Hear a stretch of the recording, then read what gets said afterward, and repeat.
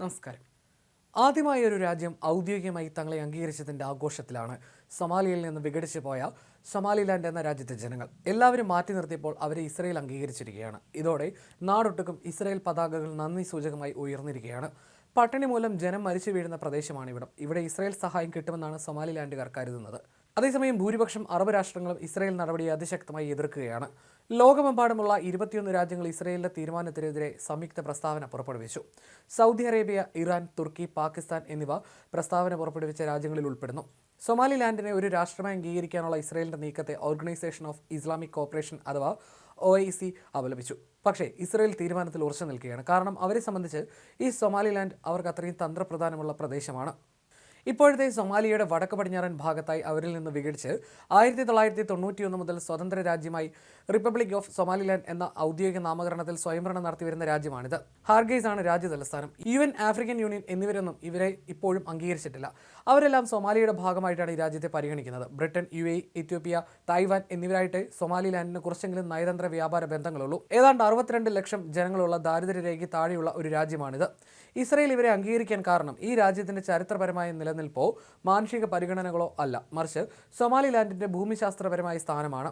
സോയിസ് canal കടന്ന് ചെങ്കടലിലൂടെയാണ് ഇസ്രയേലിന്റെ 90% ചരക്ക് നീക്കവും നടക്കുന്നത്. ഈ ചരക്ക് നീക്ക യാത്രയിൽ യമനും ജിബൂട്ടിക്കും ഇടയിലൂടെ കപ്പലുകൾക്ക് ഇന്ത്യൻ ഓഷനിലേക്ക് പ്രവേശിക്കാൻ വെറും 32 കിലോമീറ്റർ മാത്രം വീതി വരുന്ന ബാബൽ മൻഡബ് എന്നൊരു ചെറിയ ഭാഗമുണ്ട്. ഈ പ്രദേശം ഇസ്രയേലിന് വലിയൊരു തലവേദനയാണ്.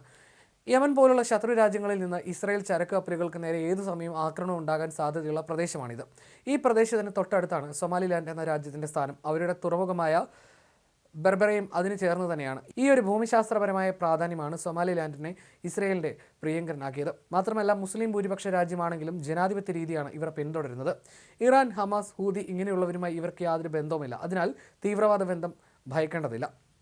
കാലക്രമേണ ഇവരുമായി നയതന്ത്ര ബന്ധം, വ്യാപാര ബന്ധം എന്നിവ ആരംഭിക്കാൻ ഒരുങ്ങുകയാണ് ഇസ്രയേൽ.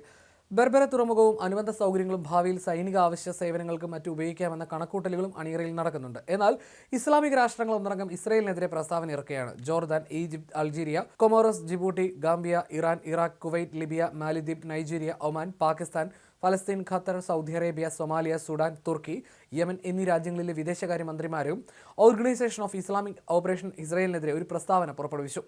2025 ഡിസംബർ 26 സൊമാലിയ റിപ്പബ്ലിക്കിലെ സൊമാലിലാൻഡ് മേഖലയെ ഇസ്രയേൽ അംഗീകരിച്ചതിനെ ഞങ്ങൾ നിരസിക്കുന്നു. ഇത്തരമൊരു നീക്കം ആഫ്രിക്കയുടെയും ചെങ്കടലിന്റെയും സമാധാനത്തിനും സുരക്ഷയ്ക്കും മാത്രമല്ല മുഴുവൻ ലോകത്തിനും ഗുരുതരമായ പ്രത്യാഘാതങ്ങൾ ഉണ്ടാക്കും.